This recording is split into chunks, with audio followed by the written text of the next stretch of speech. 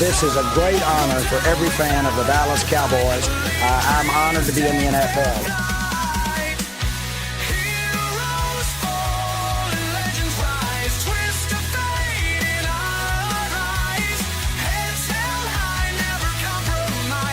What can I say? Mamba out.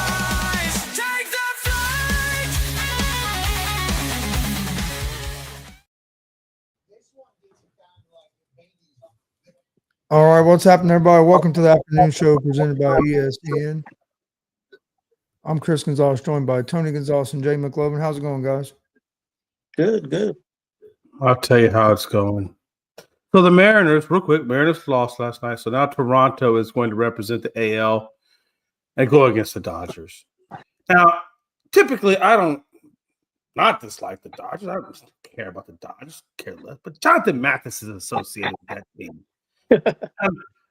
Because Jonathan Mathis is so irritating to me and he's associated with that team, I am now forced to do something I thought I would never do. I'm going to have to be a Canadian supporter and go against the Dodgers. And I never thought I would say that, and I feel so bad. But yes, I'm going to be Team Canada, Team Toronto. Let's go. Well, let's jump into that Major League Baseball. Toronto comeback win. It was down 3-1. I think it was the seventh inning, maybe.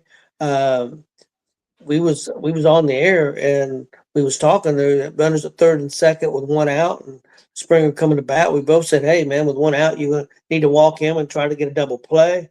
They decided to pitch to him and 3-run homer, and then Toronto hung on to the lead from there, went 4-3 over Seattle, and go to the World Series. It's been a long time since they've been to the World Series. It should be interesting with this format. Toronto is the home team, so Dodgers have to travel there. Both teams will be well rested. I mean, because Toronto, I don't think they start till Friday, so they're going to have some rest and should be able to get their pitching rotation in order. Dodgers have had a lot of days off.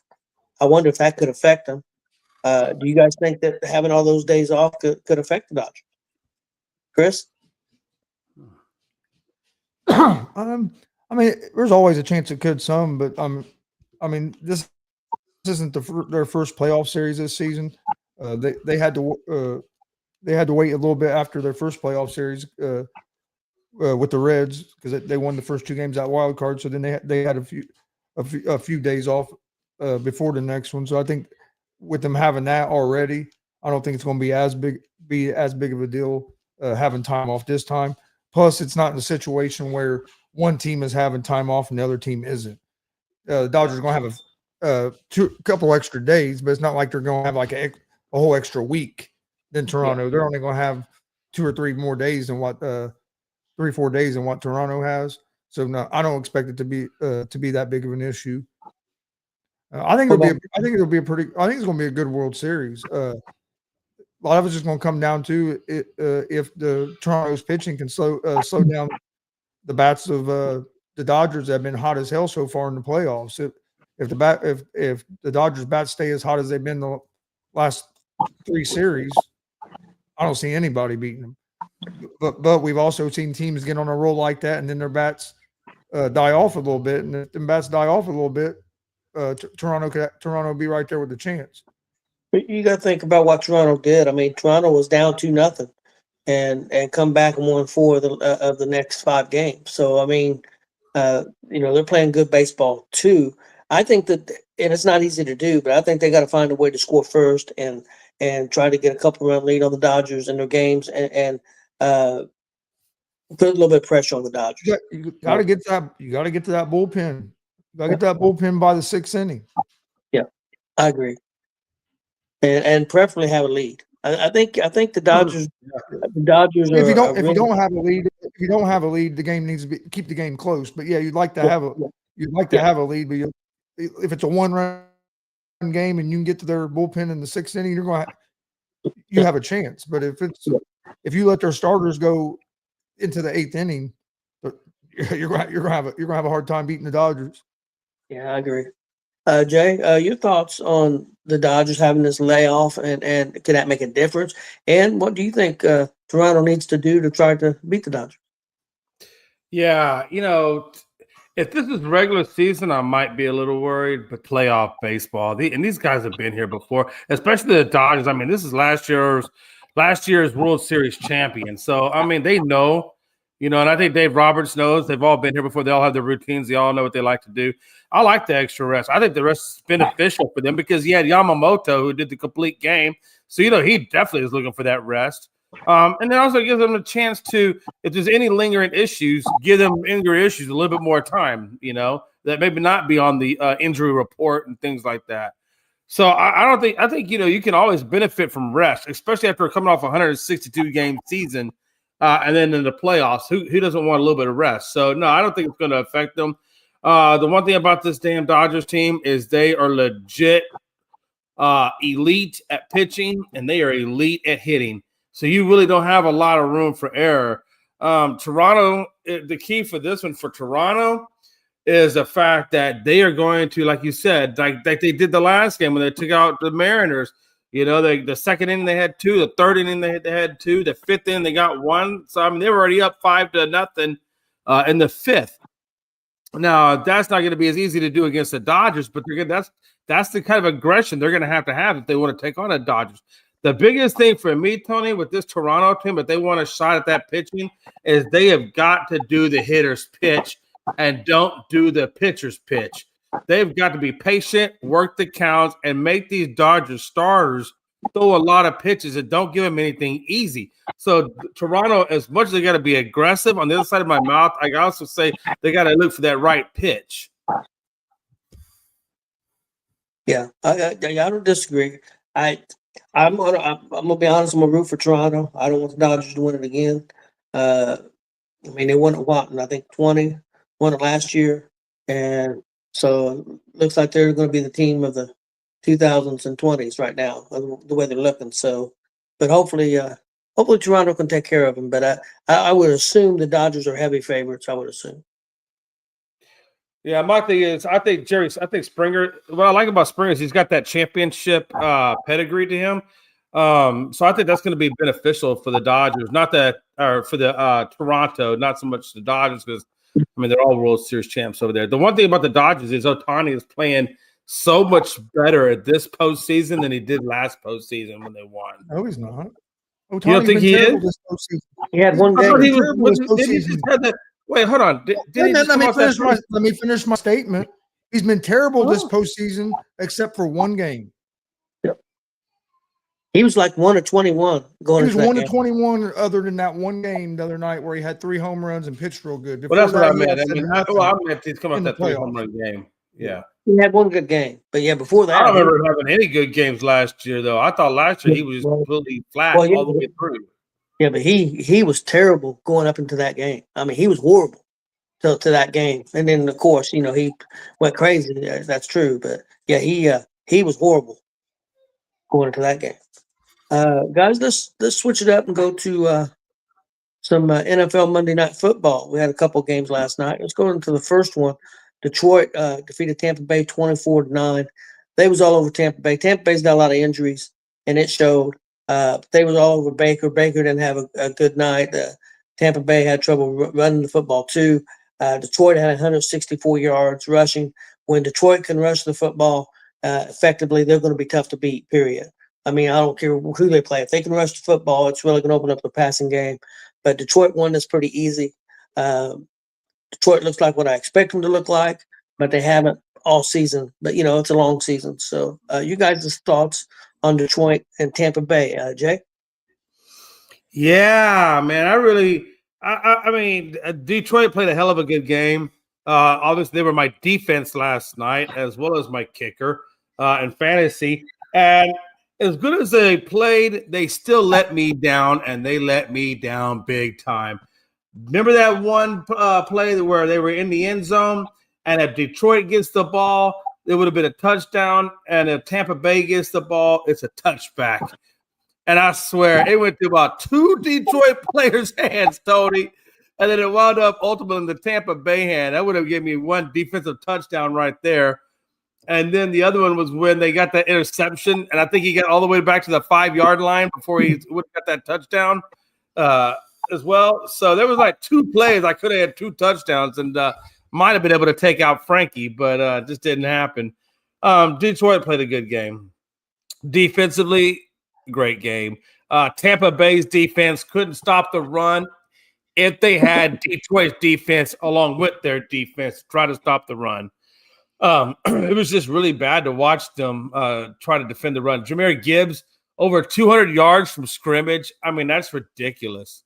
That is absolutely ridiculous. I watched him go up the middle for about 20. I saw him catch a ball out in the flat and go for about 30. I mean, the dude was just running and running and running and running, man. And they could not stop him to save their damn life. And that's just on the defensive side of the ball for Tampa.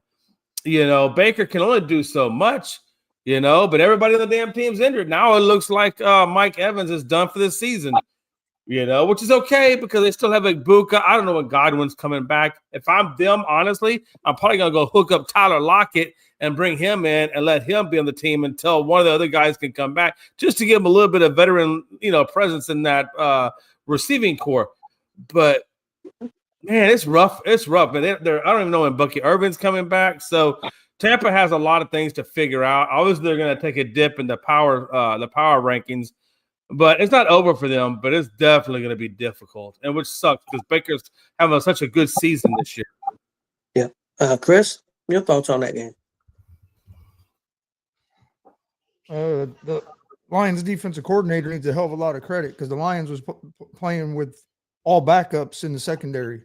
The cornerbacks was all backups. Yeah. All their starters was hurt.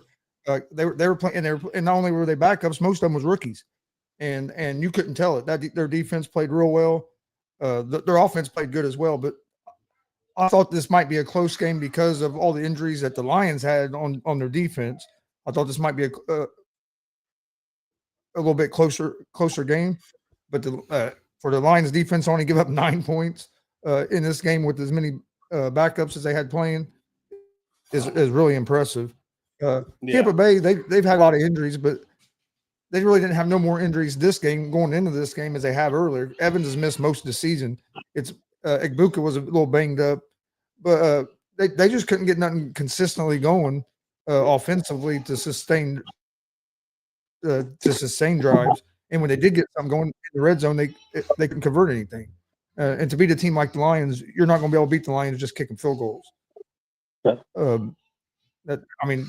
Most good teams you're not going to beat just kicking field goals, but this Lions team with their the offensive power they have, Jahmyr Gibbs was running wild. You had St. Brown. They have so many different weapons that you're going to have to score some points. But I thought the Lions were impressive. Tampa's a good team. I don't think I wouldn't put them up there on the level as the Lions. I think the Seahawks. I think the Seahawks are a little better than Tampa right now, and the Rams. But I would have Tampa in the top 5 in the NFC. But I think the Rams are a little bit better right now, and I think Detroit and Seattle are a little bit better.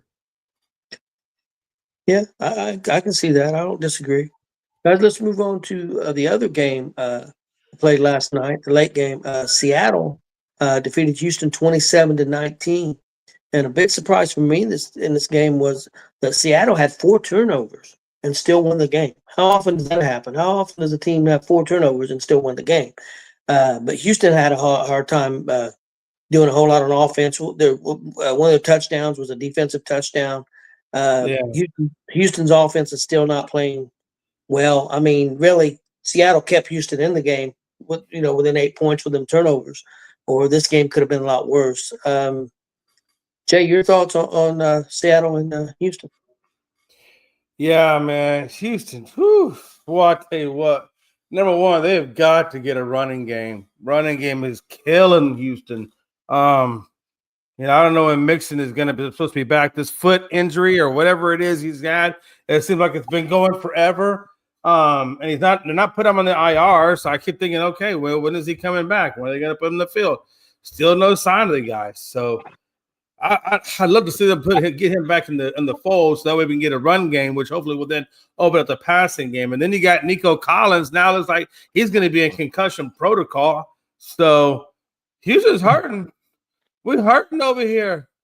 Yeah. In Seattle, Sam Darnold and company. Charbonnet had a great game. Actually had a better game than Kenneth Walker, which was my other fantasy running back. So I was like, damn if I do it, I'm damned if I don't. And Jackson and Jigba, how do you say that guy's name? Yeah, that's the dude. He's a real That's deal. the dude. Yeah. Chris, your thoughts? This game showed me how bad the Texans really are right now. Yeah. I mean, if you look at the team stats and didn't look at the score, you if you look at the team stats, you'd think the Texans might have won this game. I mean, Seattle had more turnovers. Seattle ran only one more play than what the Texans did. Had the ball about the same amount of time, ran the same amount of plays. Both of them sucked on third down. Like it was just, but Houston offensively looks terrible. They can't do nothing on the offensive side of the ball. Like run or pass. CJ Stroud does not look good. CJ Stroud is starting to get in that area of is he a bust? Because he had that one good year, and since then he hasn't looked the same. And I'm gonna go ahead and say it might piss some people off, but his body language is terrible. Everybody used to want to get on Aaron Rodgers or AJ or some of these other guys because for their body language on the field and on the sidelines. Watch CJ Stroud. He don't even look like he wants to be there. People get on Kyler Murray about that all the time. Look at CJ Stroud last night. If you watch that game and think about it, he looked like he didn't want to be there. Every time they showed him on the sideline, he was kind of over there moping. His body language was terrible. And when you're a leader of a team, you can't be like that.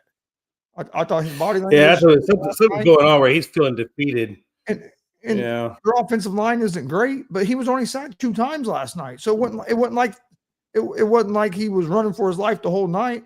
And there were some open throws that he just flat out missed last night. He just flat out missed. And this isn't the first game I've seen him do that. He's regressed a little bit, and I don't know why he has. I think they got rid of the offense coordinator too soon. Yeah. But even before they got rid of him, that's exactly where I'm going. They got rid of him. Yeah. But even before they got rid of him last year, he was struggling last year. Yeah. And I know they lost Mixon at the running back, and you got rid of Tunsil on the offensive line. But like I said, he only got sacked 2 times last night, so we can't blame it all on the offensive line either. But yeah, Texans have some. They got a lot of things to figure out right now because they didn't look like a good football team at all last night. Seattle didn't play good games. I've watched Seattle all year, and they have looked like a good football team. They didn't look like a great football team last night. They made a lot of mistakes that you haven't seen the Seahawks make all year, and Houston wasn't able to capitalize on it. I mean, Houston should have won that game with all the way Seattle played. They really should have. Yeah.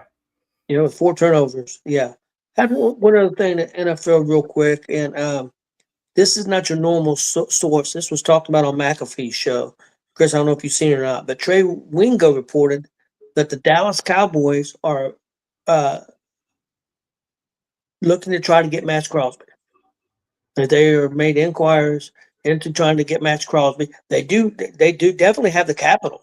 They would have trade capital. There's no doubt about that. So, Jay, your thoughts on that? Now, again, this came from Trey Wingo. This was on the Pat McAfee show earlier today, and I happened to catch it. Chris, I didn't know if you caught it or not, but I did. Your thoughts on that, Jay?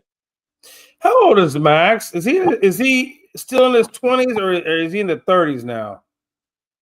I'm going to guess between 28 and 30, but I really don't know. Yeah, but he's still got. I would say he's not old. I mean, I like it. He's not old, is he? Oh, I mean, he's not old. At least okay. He's still got 28. Still got good 5-6 years in him. So probably the way I see it is, it's going to take. They're going to want both of our. They're going to want both of our first rounders that we got for Parsons. I already know that for a fact. That's probably what it's going to take. I don't know what kind of money they're going to have to give up this side or the other, or how much that cap, or how much the salary or whatever. But I mean, that's neither here nor there. I mean, we got like $31 million, I think, in cap space. I think we got enough cap space and we got enough draft capital to pull it off. And like you said, he doesn't really miss a lot of time. So it's not a guy that gets hurt a lot. He don't miss time. Yeah. He plays every play. Yeah, that's what I'm saying. So that's really the biggest thing, right? He doesn't miss time because a lot of these damn players miss a lot of time that are great and everything. No, I'm good with it because we don't have a pass rush. Period. We have zero pass rush. So if you want to put him on there, I think we got Clowney now. So I guess Clowney will be there on every third play or whatever. But no, we need help. And Max Crosby will be a hell of a good one.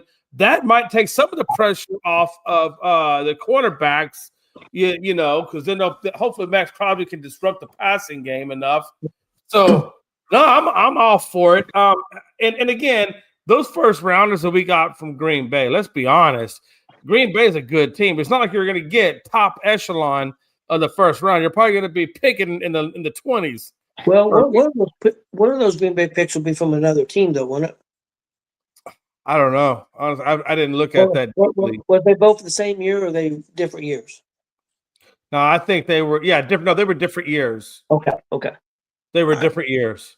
But you know, regardless, I think it's good. I think it's good. I think that's two first rounders.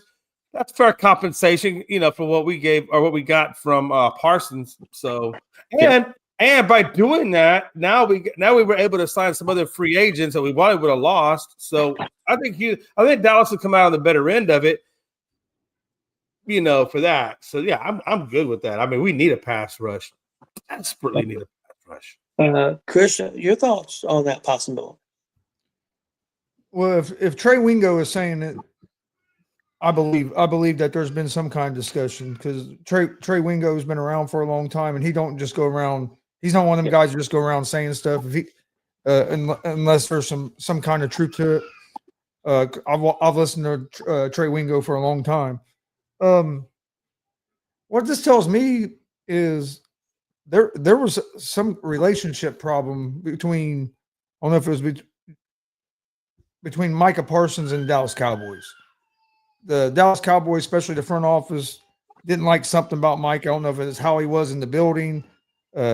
And if you think about it, a lot of the team, when you see a big trade like that, usually you see teammates come out and kind of be mad that a guy like that was traded from the team. You didn't hear that when Mark Parsons got traded, and then now you trade Parsons, and now you're talking about going and trade for a guy that is basically the same thing Parsons was. So to me, it's just showing that Parsons wasn't liked in that building. Now, well, he was given a contract. He just didn't take it. You know what I'm saying? He was given. I mean, he was given a contract. Whether they took it or not, that was on them. Was his agent ever given an offer? Yeah. Don't you remember when his agent told Jerry that he could stick the contract up his ass? But that's what I'm saying. They didn't want if they really wanted Parsons there, they would have negotiated with them and not talk to him for 3 months. There was more to that. I believe there was more to that. There was some kind of either Jerry didn't like Parsons or somebody didn't like Parsons. Something happened. It was that.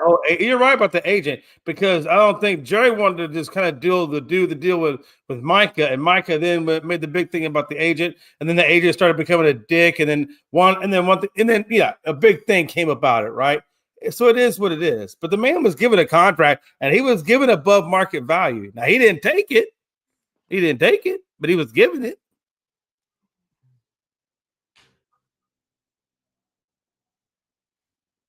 We can go on to the next topic. I don't have nothing else to say about that topic because I wasn't allowed to finish what I was going to say because I guess what I had to say wasn't right.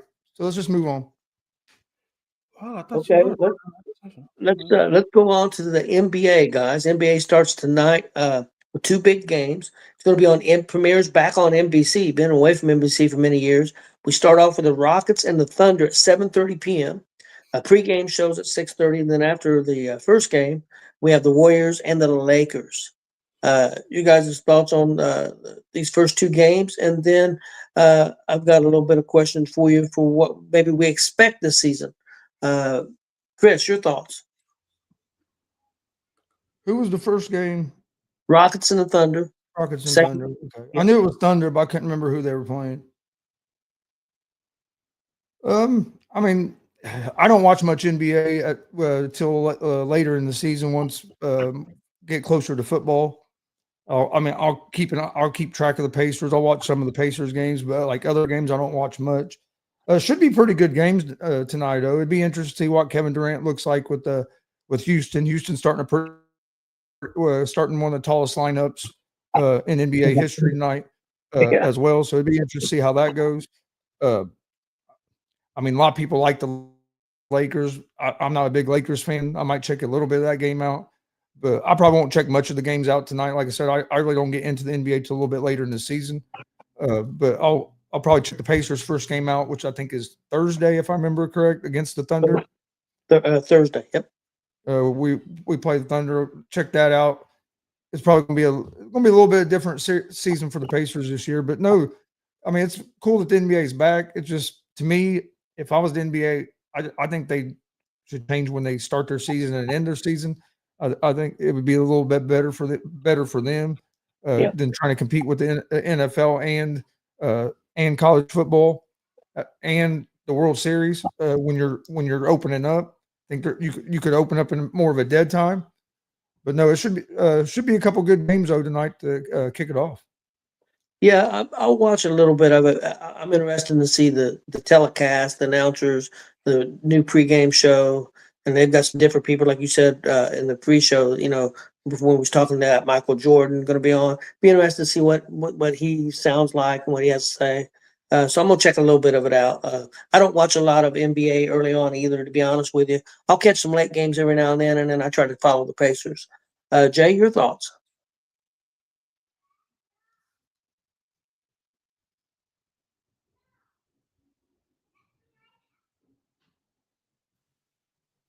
Trying to be respectful. Chris got upset with me. I didn't want to accept him. So your guy, the one that got hurt. Why my brain went left on that one? You know what I'm talking about on the Pacers. Your boy that got hurt. What's his name? Halliburton. Thank you. My brain was going left on me. So Halliburton, is he supposed to be back for you guys at some point this year, or is he going to miss all of this year? I think it's all year. Okay. No, I was just curious. I didn't know if he was going to miss the whole year or if he was going to be out part of it. But okay. Rockets, man. You know, we don't have Van Fleet tonight, so I'm curious to see how that's going to affect the leadership of the team. I'm not sure who's going to step into his spot. I don't know if it's going to be Reed Shepherd or maybe Amen Thompson.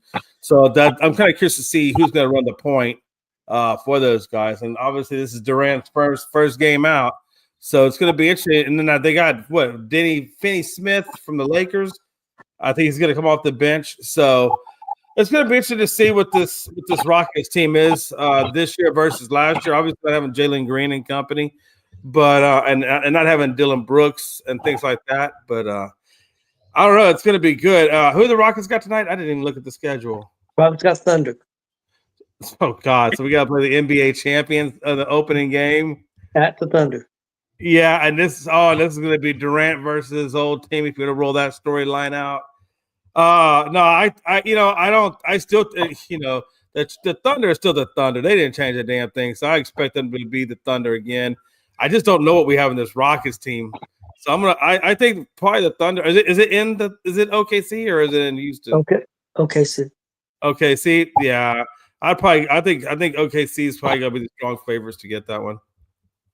And then after that, we got the Warriors at the Lakers. No LeBron.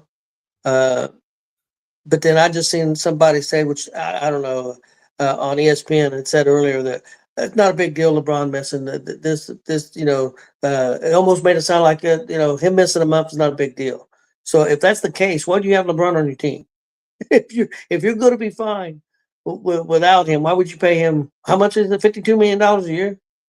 It was, basically what the guy said on NBC, that one was supposed to be friends with LeBron. He said, "Oh, this is not LeBron's team no more. It's not a big deal that he's going to miss him up." Okay, why are we paying $52 million a year then?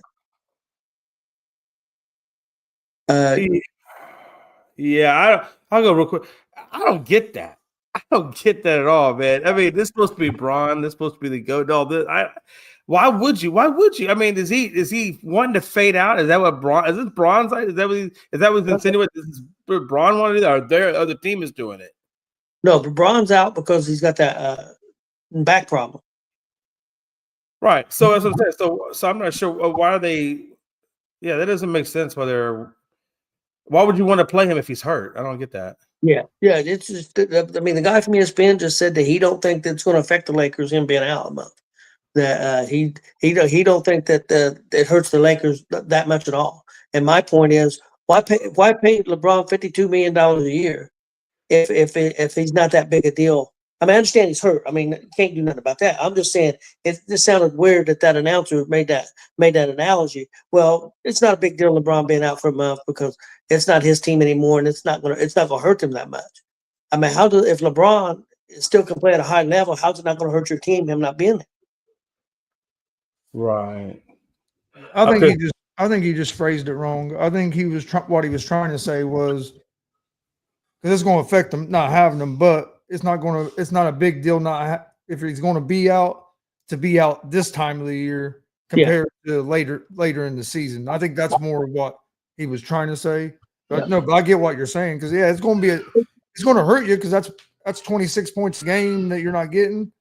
But if he's going to be out and hurt, this is the time for it to be at the beginning of the season.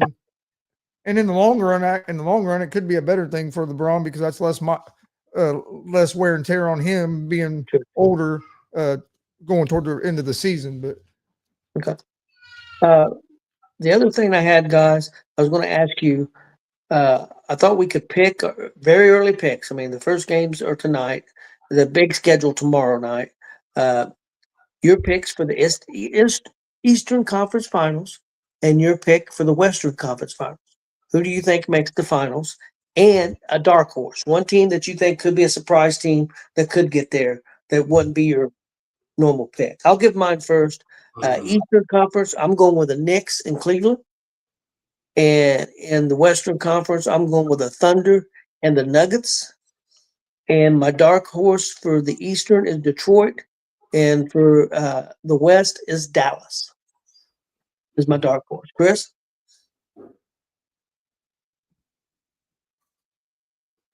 East, I'm going Cleveland and the Indiana Pacers. Okay. And my dark horse would be the New York Knicks. And in the West, I like Oklahoma City Thunder and the Dallas Mavericks. And then I would probably have Denver as my dark horse.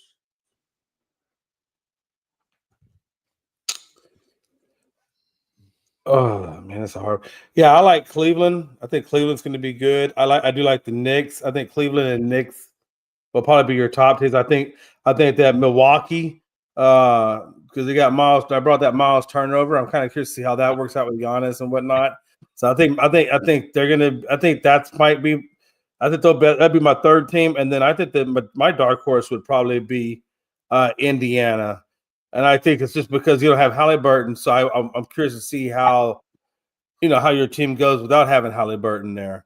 So, but I think there are, like Chris said, I think they're good enough to make the playoffs. I do. Yeah. I think I almost had Indiana as my dark horse, but I went with Detroit because they're Halliburton being out. Well, I would have had if Halliburton was on the team, I would have had them in as a conference for the conference finals. But without him, I'm going to have a little leeway, but I think Mathurin's going to play well. So I think Mathurin's going to really help, and Indiana's going to be good. Now, I went ahead and did. If you guys want to do it, that's up to you. But for the NBA Finals, I did Cleveland against the Thunder, and Thunder winning it all. That's how I've got it.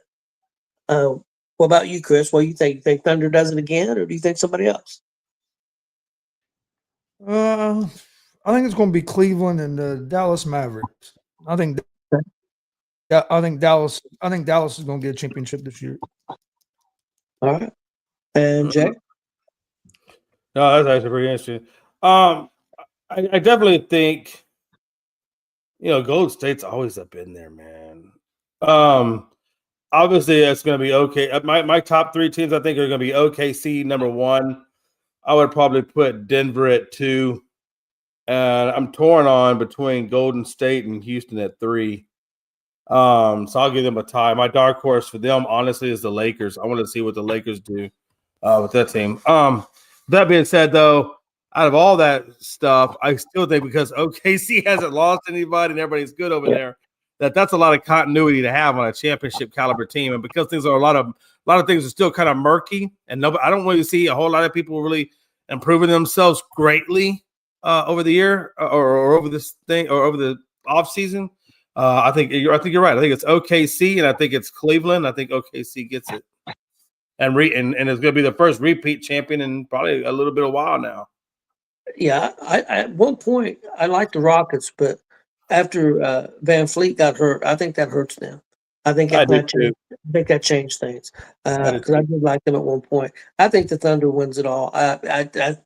Again, they could have a little bit of a lapse, not as hungry. That happens. But talent-wise, I think they're as good as anybody. So, but like you said, it happens sometimes. It's not easy to repeat. So, but I like Cleveland. I like the roster. They're a little banged up right now, but it's early, and I think they'll get tougher than they were last year. I think that was a good experience. What happened to them last year? So I think that'll change their mentality. And so I expect Cleveland to do well, but I would be shocked if Detroit does really well because I do like Detroit a lot. Yeah, let me ask one question. So since we're talking basketball, so Dawn Staley, she had her interview with the Knicks last season, and she said she learned a lot, obviously, from that interview. I guess she has a pretty good relationship with Leon Rose and whatnot. Ultimately, she said she didn't get the interview. She says she still thinks it's going to be a while before a female actually gets the job of a head coach in the NBA. Do you guys see that happening? Do you think it's going to be a while? I think it will be. I don't think it'll be in the next 5 years, if it ever happens. I mean, I think there's some qualified out there. It's just a hard. It'd be rough. I think it'd be rough for them to do it and be successful. Chris, what do you think?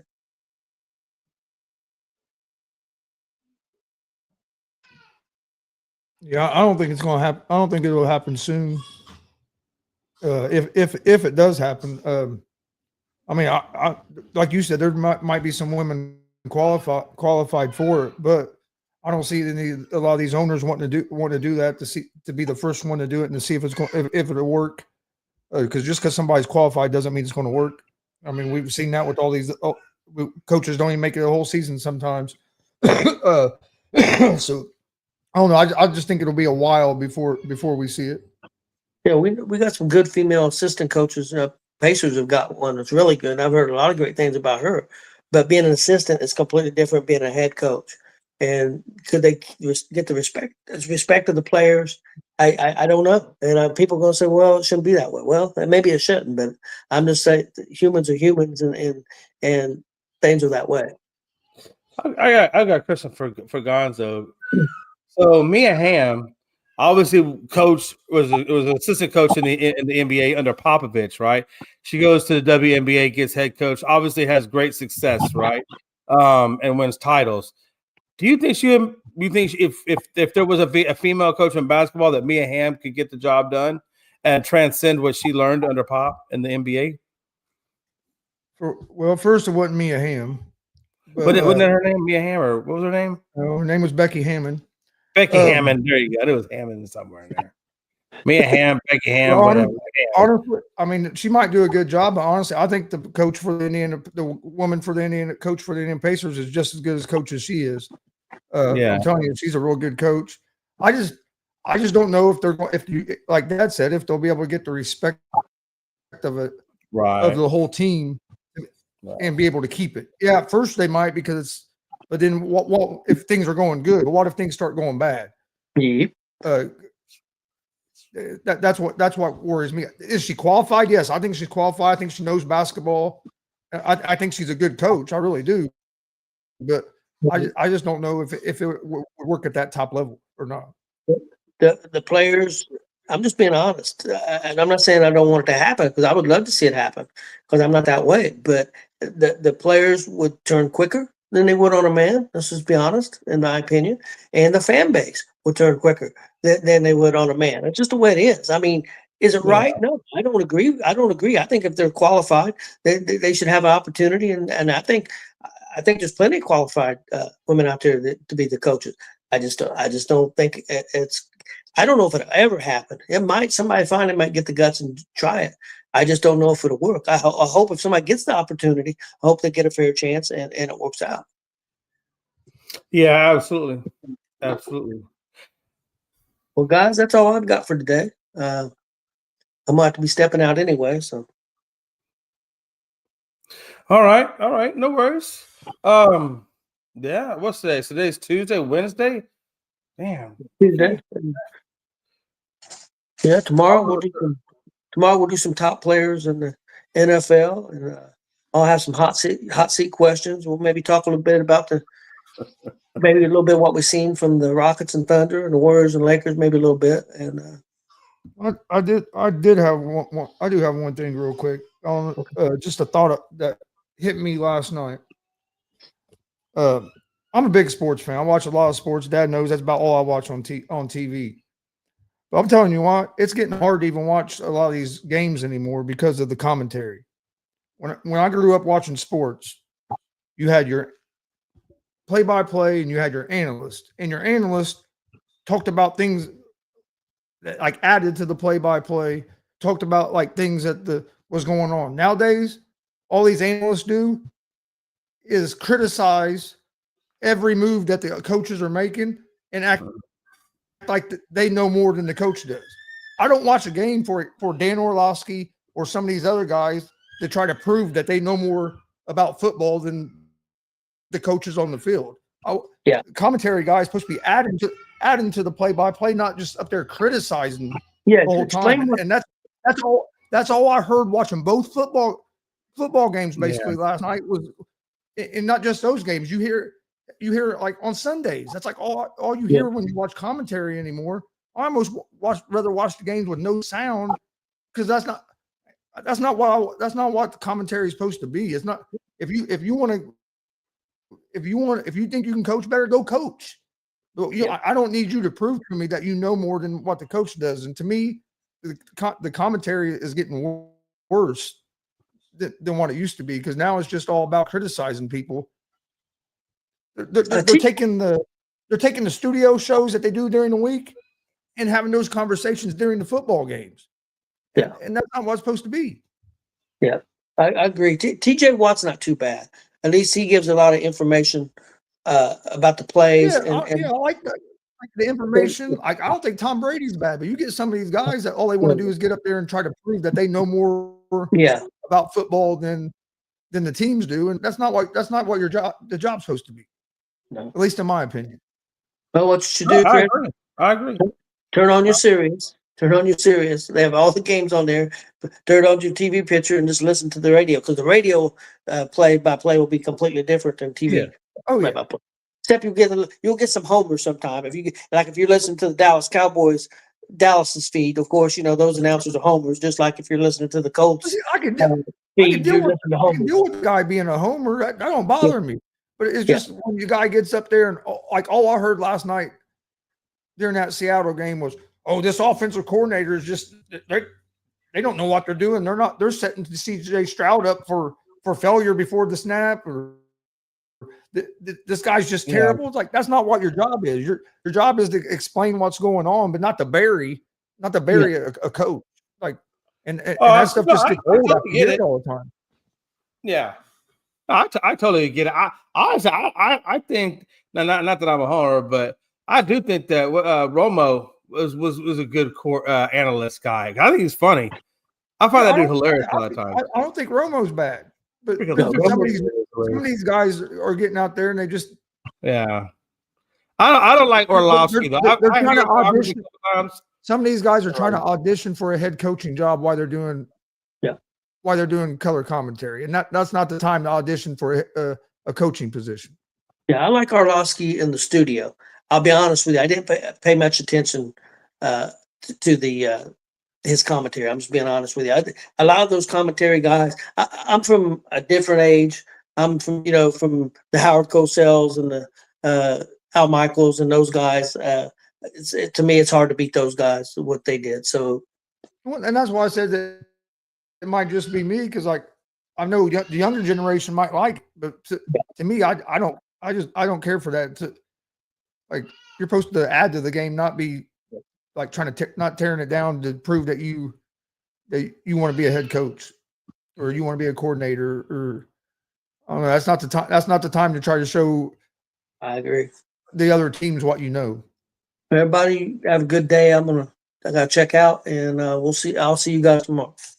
All right, be good, brother. Hey, real quick. So, what do you think about Gruden? I think, you think Gruden's going to be back in the league within the next year or so? I don't know. It'd be. I think it should be, but you never know. Once a guy gets blackballed like that, you never know what they'll do. We were talking about the other show. I think he should be back in the league, bro. I mean, that guy is super smart. Like, he is wicked smart. You know, Saints, whatever. He'll figure it out, but he could do good for there's a couple of franchises that could use him, honestly. Yep. Well, all right, everybody. It's your boy Jay McLovin along with Gonzo. Make sure you give us a like and subscribe on Gonzo Sports Room on YouTube. Also, give us a subscribe on ESEN on YouTube.